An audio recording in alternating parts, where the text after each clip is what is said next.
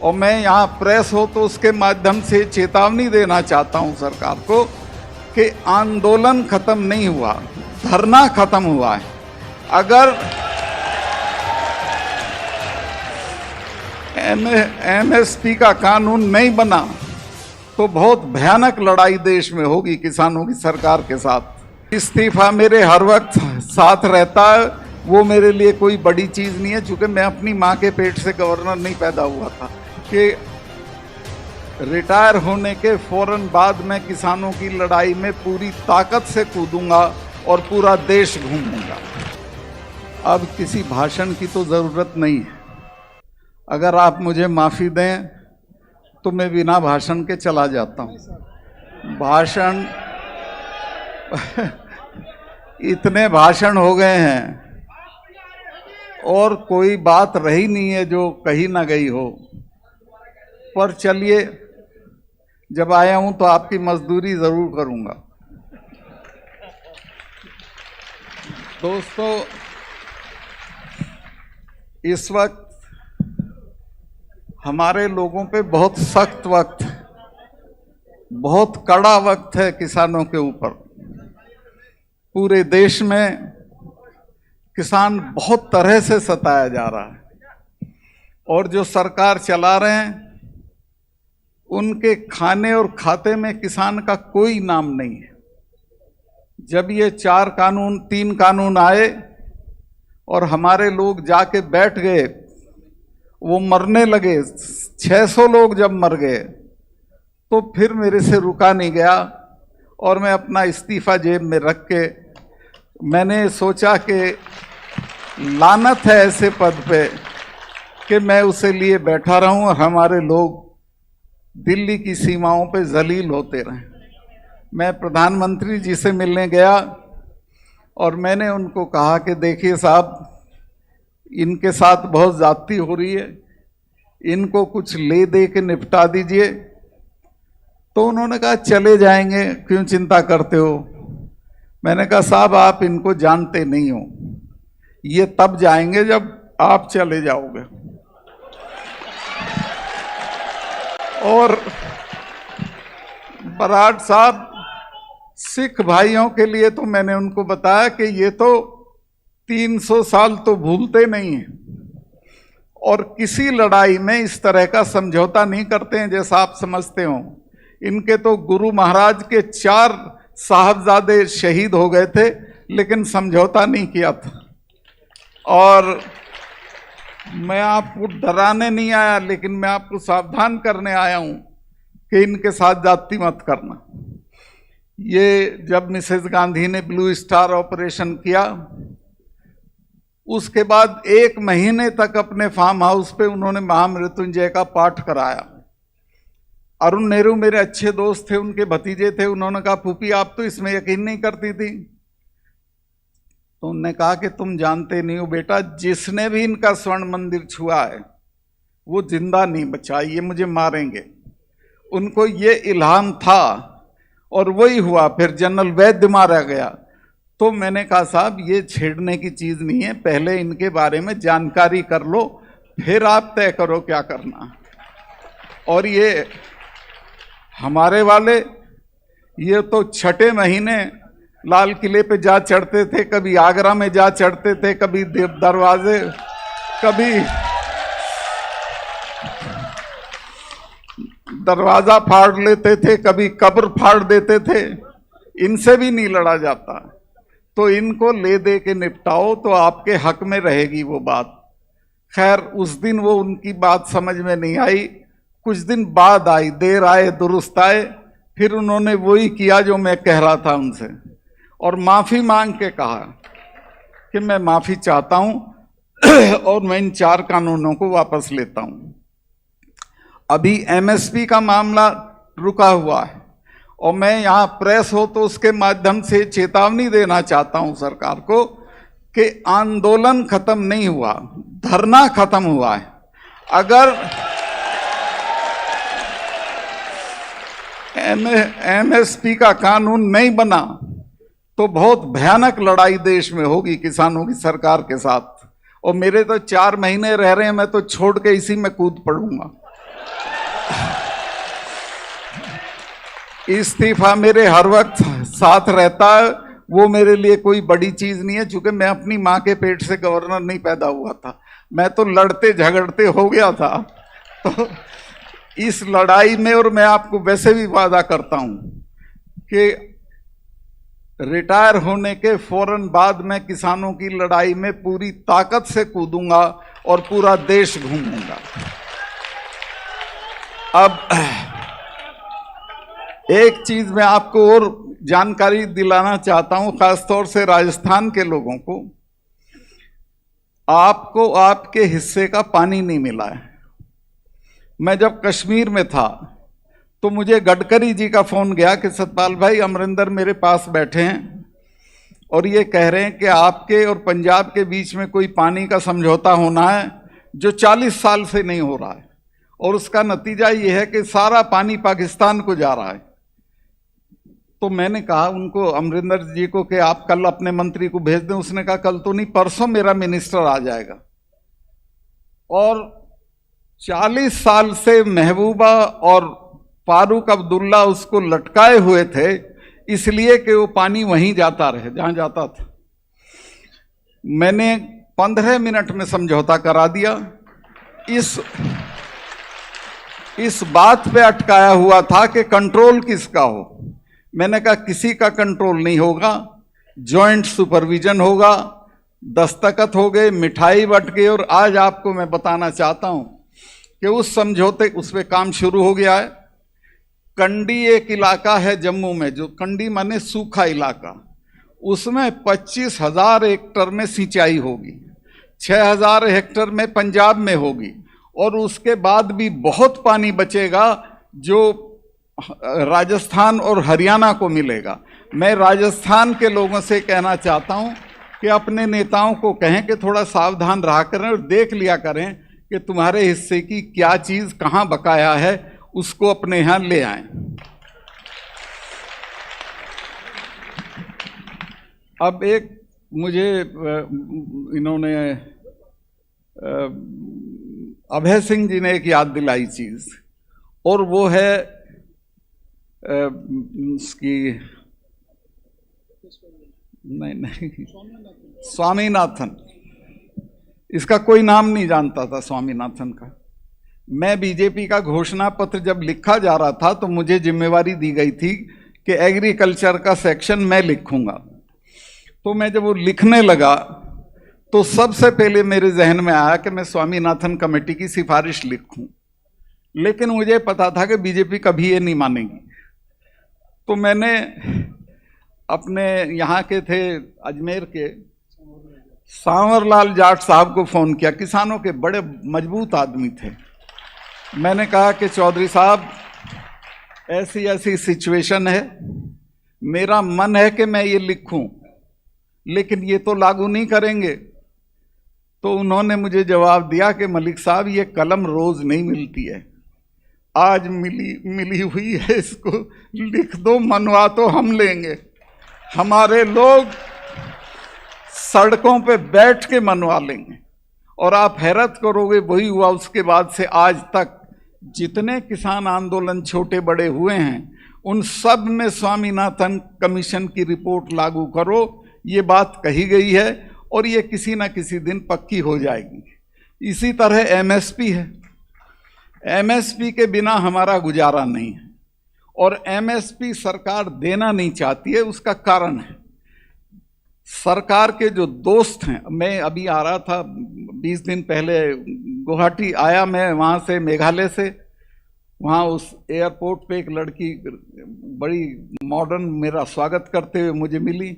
मैं कहा आप कौन हैं? कि साहब मैं अडानी की तरफ से आई हूँ। मैं कहा अडानी का यहाँ क्या मतलब है? कि नहीं साहब, ये एयरपोर्ट अडानी को दे दिया गया। अब अडानी को एयरपोर्ट, उसको सारे जो हैं रेलवेज, शिपयार्ड, सब चीज़ें उसको जा रही हैं। तो ये जो चीज़ है, इसको कहीं रोकना पड़ेगा। ये सारा देश बिकने नहीं देना चाहिए हमको। और ये एमएसपी इसीलिए लागू नहीं हो रही है क्योंकि अडानी ने 5,000 वर्ग मीटर का एक बहुत बड़ा गोदाम पानीपत में बना लिया, जिसमें वो गेहूं खरीद के रखेगा, सस्ते पे खरीदेगा, महंगे पे बेचेगा। जी जी, क्या कह रहे हैं? भर दिया गेहूं, भर दिया। हाँ, तो मैं बिल्कुल ठीक कह रहे हैं। मैं भी यही कहूंगा, जो पंजाब में किसानों ने किया कि वो उसके अंबानी के टावर गिरा दिए, इन गोदामों को फाड़ दो, इनकी कोई जरूरत नहीं है हमको, और कोई डरने की जरूरत नहीं है, कुछ नहीं होगा, मैं चलूंगा जेल आपके साथ। अब ये जो अंबानी है, अडानी तो अब खैर दुनिया का सबसे मालदार आदमी हो गया, देश का तो हो ही गया। कोई पूछे भाई कैसे हो गया, हम तो नहीं हो रहे, हमारा इतने मेहनत करते हैं, बर्बाद हो लिए सब, कोई मालदार नहीं हो रहा, ये कैसे हो रहा है? कुछ तो बताएं प्रधानमंत्री, कैसे मालदार हो रहा है? अंबानी का मैं बताता हूं, उसकी बेटी की सगाई में 300 करोड़ रुपया खर्चा हुआ, और एक पैसे की चैरिटी नहीं करता, एक पैसा दान नहीं करता। दुनिया के जितने बड़े लोग हैं, संगीत की दुनिया के एक बड़े आदमी हैं, लॉर्ड गिल्डोफ उनका नाम है, वो अपनी सारी आमदनी अफ्रीका के बच्चों की पढ़ाई के लिए दान करते हैं। माइक्रोसॉफ्ट वाला अपना सब दान करता है, ये एक धेला दान नहीं करता।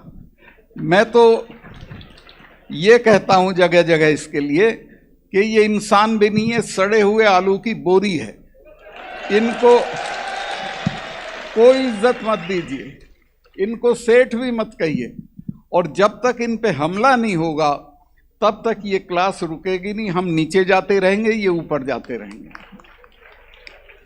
मैं अब जो आपके काम की बात है वो बताना चाहता हूं कि देखिए, हमारे पास ना तो वो सड़ी हुई हवेलियां हैं कि जिन पे हम कर्जा लेके होटल बना लेंगे, ना हमारे पास महल हैं, ना हमारे पास रुपया है, हम तो छोटी छोटी ज़मीनों के मालिक हैं, उसी में ऊपर नीचे होते रहते हैं। एक ही तरीका है एम्पावर होने का, ताकत हासिल करने का और आगे बढ़ने का, और वो है तालीम का।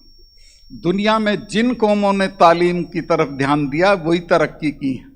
एक घटना मुझे इंग्लैंड की याद आती है, जब वर्ल्ड वॉर सेकंड चल रहा था, बजट पेश हो रहा था, बजट में सारी मदों में कटौती की गई, लेकिन एजुकेशन में कोई कटौती नहीं हुई। खड़े हो गए विपक्ष के लोग, उन्होंने कहा साहब इसमें कटौती क्यों नहीं हुई? प्रधानमंत्री ने कहा कि टूटे हुए पुल दोबारा बन जाएंगे, मकान दोबारा तामीर हो जाएंगे, कारखाने फिर बना लेंगे, लेकिन अगर एक पीढ़ी तबाह हो गई तो उसको दोबारा खड़ा नहीं किया जा सकता। तो ये जो हमारी पीढ़ी, इसकी तालीम पे अब वो सारी चीज़ें छोड़ दो कि बुढ़े के मरने पे 40 गांव की चिट्ठी फाड़ोगे, बुढ़ा सूरजमल हो जाएगा उससे। उस पैसे को बचाओ। दहेज में आजकल हमारे यहाँ तो 4 छल्ले की गाड़ी मांगते हैं, वो कौन सी है? ओडी।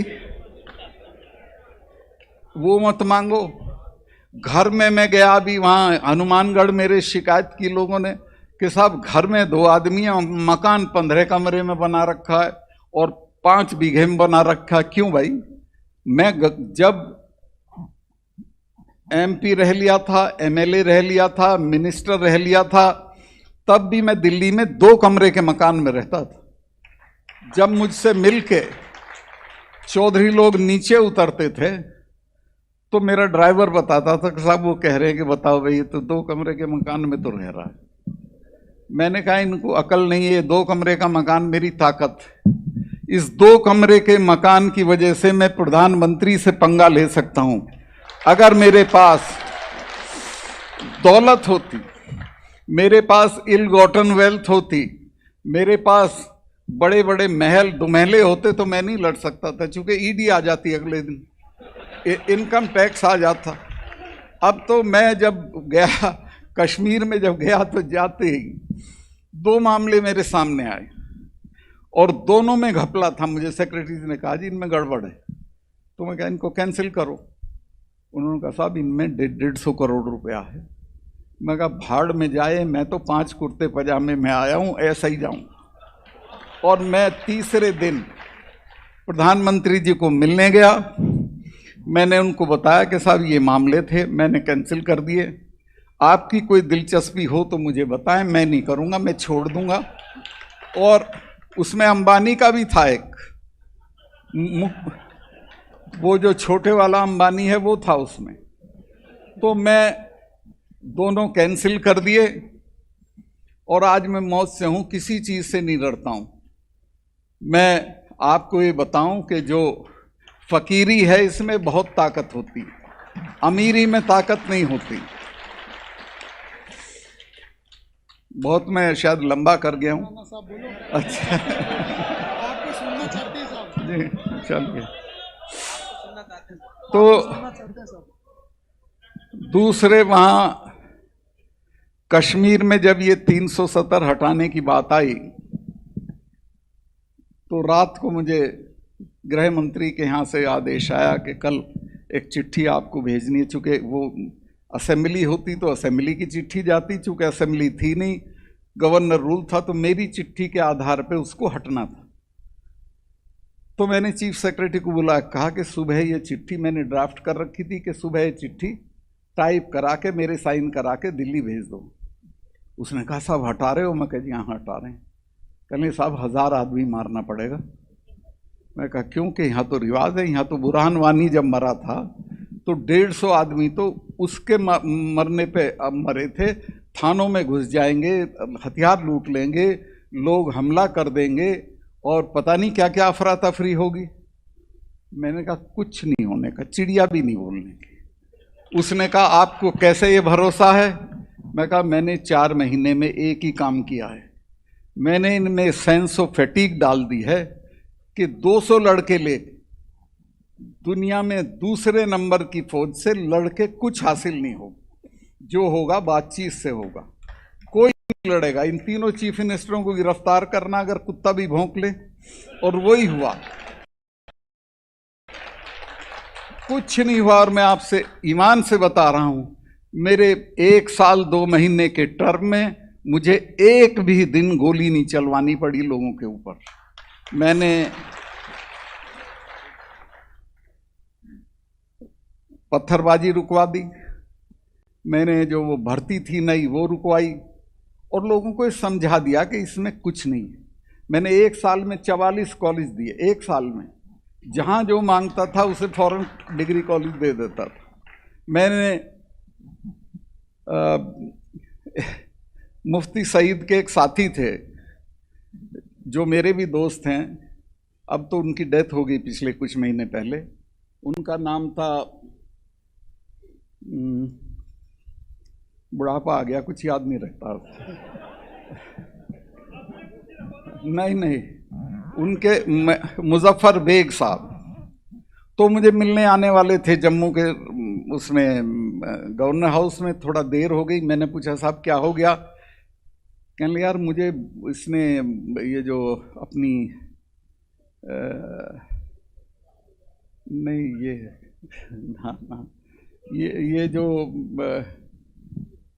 वो थी ना उनकी, नहीं यार उनकी जो जी ना तो वो जो इसके हुर्रियत के चीफ थे जिलानी साहब कि उन्होंने मुझे बुला लिया था। तो मैंने कहा क्या कह रहे थे? कहने लगे सही बता दूं? मैं कहा बताओ। कहने लगे कह रहे थे यार इस गवर्नर से तो डील हो सकती है। मैंने पूछा कैसे? कहने लगे तो जब बात करता है दिल निकाल के हथेली पर रख लेता है, कोई तिकड़म की बात ही नहीं करता। तो मैंने खैर फिर उसे फ़ोन किया, उसने कहा सर मेरी तरफ से आप, अमित शाह साहब आने वाले थे, उनको ये कह देना कि 30 साल में पहली बार हम उनका बायकाट नहीं करेंगे। और उनका बायकाट नहीं किया। मेरे बराबर की सीट पे वो बैठे थे, उन्होंने कहा सतपाल बायकाट क्यों नहीं किया इन्होंने? मैं कहा जी कुछ नहीं ऐसे कि नहीं बात बता। मैं कहा साहब इसलिए नहीं किया कि हम इनकी बेइज्जती नहीं करते, ये हमारी नहीं करते। तो कुल मिला के एक ऐसा बात था, वहाँ मैंने अपना टेलीफोन नंबर सबको दे दिया था। जो चाहे फोन करे, रात के 2 बजे फोन आता था, मैं उठाता था, खुद उठाता था, जवाब देता था। मैं व्हाट्सएप कॉल पे भी एक्ट करता था। एक बच्चे का व्हाट्सएप आ गया कि गवर्नर साहब मेरी बहन और मैं दोनों बोर्ड का इम्तहान दे रहे हैं लेकिन दोनों फेल हो जाएंगे। मैं क्यों? कह ले हमारे यहाँ बिजली नहीं है और लाइन हमारे यहाँ 1.5 किलोमीटर दूर है। मैंने अगले दिन वो जापानी एक जनरेटर होता है छोटा, वो भिजवाया, 6 बल्ब भिजवाए। तो उसने सारे कश्मीर में घुमा दिया व्हाट्सएप के, ऐसे ऐसे मेरे एक व्हाट्सएप पे ये हो गया। मैंने कहा बेटे यही नहीं हुआ, तू जरा सी तसल्ली कर, मैं 15 दिन में तेरे यहाँ लाइन खिंचवाऊंगा।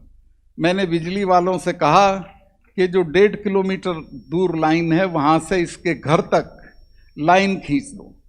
उसके यहाँ लाइन खींच गई और जिस दिन, आप यकीन करें, जिस दिन उसके यहाँ ट्रांसफार्मर लगाने के लिए बिजली वाले लेके गए तो 5-7 गांवों के लोग ढोल ढपड़े लेके उस ट्रांसफार्मर का स्वागत करने आए।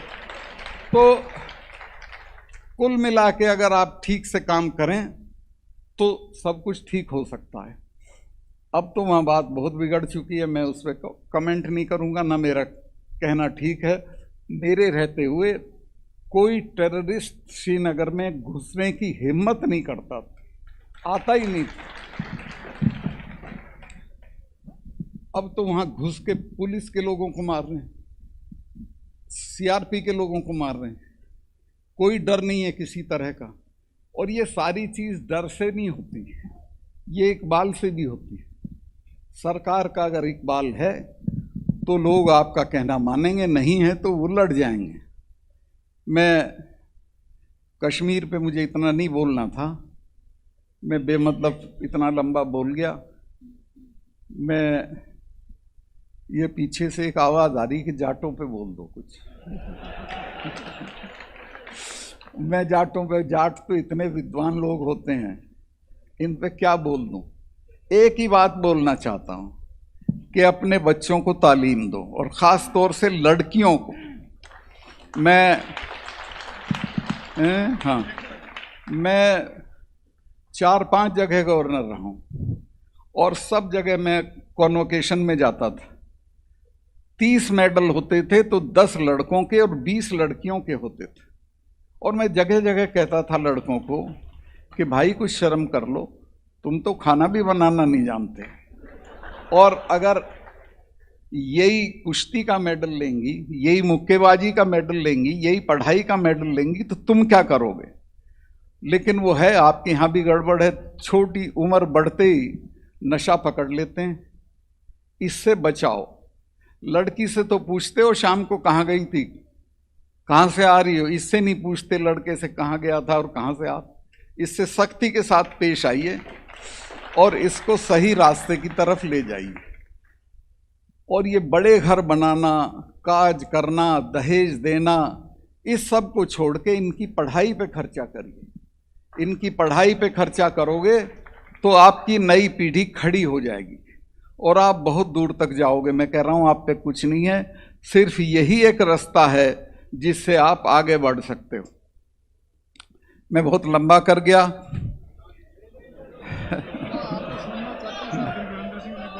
हाँ क्या, अरे छोड़ो जी। अब मुझे पीछे से एक और मशवरा दिया जा रहा है कि जाटों को ये समझाओ कि एकता रखनी चाहिए। ये इनको कौन समझा देगा कि एकता रखनी चाहिए। ये तो सगे भाई के साथ तो एकता रखते नहीं है। मुझे एक वो है जिसने ये हीर रांझा लिखी है, उसका नाम है, नाम भूल जाता हूं मैं, वारिस शाह, सही कह रहे हैं। वारिस शाह ने लिखा कि जाट में 17 अवगुण होते हैं। वो सारे तो मैं आपको गिनाऊंगा तो मेरी स्टेज पे जूते आएंगे, वो मैं नहीं गिनाऊंगा, लेकिन 3 गिना रहा हूं। एक तो ये कि अपने सगे भाई के साथ भी न्याय नहीं करेगा। दूसरा ये कि अपने भाई के दूसरे की जूतियों में बैठेगा, भाई के सिंहासन पे नहीं बैठेगा। और कभी न्याय नहीं करेगा। तो इससे निकलो, मिल के चलो, एक दूसरे की मदद करो, छोटी मोटी चीज़ों पे झगड़े मत करो, मुकदमेबाजी मत करो और आगे बढ़ो। मेरे पास इतना ही कहने को है और मैं आपसे कहना चाहता हूं कि बहुत बुरा वक्त आने वाला है हमारी कौम के ऊपर, आया हुआ है अभी भी। चूंकि धरती भी हमारे खिलाफ है, हम अगर मिल के रहेंगे, हिम्मत से रहेंगे, एक दूसरे की मदद करेंगे तो दुनिया में कोई हमको नहीं मिटा सकता है। और असली चीज़ है तालीम। तालीम अपने बच्चों को दिलवाइए, इनको आगे बढ़ाइए। और ख़ास तौर से बच्चियों को, आप तो इनको पैदा भी नहीं होने देना चाहते, आपका बस चले तो ये पैदा ही ना हो, लेकिन जब ये पैदा हो जाती हैं तो ये दूर तक जाती हैं, ये मेडल लेती हैं। अब आप देखो, राजस्थान में तो कुछ लोग आपके दूल्हे को भी घोड़ी पे नहीं बैठने देना चाहते थे, और जब आपकी बच्ची IRS होके जाती है तो वही लोग उसको सलाम करते हैं। तो तालीम की ये ताकत है। एक और चीज़ मैं बता के अपनी बात ख़त्म करूँगा। लीबिया का जो तानाशाह था गद्दाफी, उसको जिन्होंने मारा, उन्होंने उसका दफ्तर रेड किया और उसमें एक डायरी मिली। उस डायरी में तानाशाह ने लिखा था कि मुझे सबसे ज़्यादा आनंद आता है जब मैं देखता हूँ लिटिल कोंडोलीज़ा राइस अमेरिका की विदेश मंत्री थी, हल्की फुल्की सांवले रंग की शक्ल सूरत में, साधारण से भी नीचे, लेकिन विद्वान थी, मेहनती थी, पढ़ के बनी थी। वहाँ हमारी तरह सिफारिश से विदेश मंत्री नहीं बनता है। तो उसने लिखा कि मैं जब लिटिल कोंडी को देखता हूँ शेखों को धमकाते हुए तो मुझे बहुत आनंद आता है। तो ये हमारी लिटिल कोंडी लड़कियाँ जब साहिबान को इनको धमकाएंगी दफ्तर में तो आपको बहुत आएगा। इनको तालीम दिलवाइए, आगे बढ़ाइए और शादी की जल्दी मत करिए कि भाई वो राड़ काट दो और जल्दी भेज दो और ये करिए। उसको तालीम दो, फिर उसके बाद वो कहीं जाना चाहे किसी कंपटीशन में, उसमें बिठाओ और उसको आगे बढ़ाओ। बहुत लंबा हो गया, मैं आपका बहुत बहुत आभारी हूँ। फेसबुक और यूट्यूब के बाद अब आपका पसंदीदा चैनल न्यूज़ 18 डेली हंट पर भी फॉलो करें।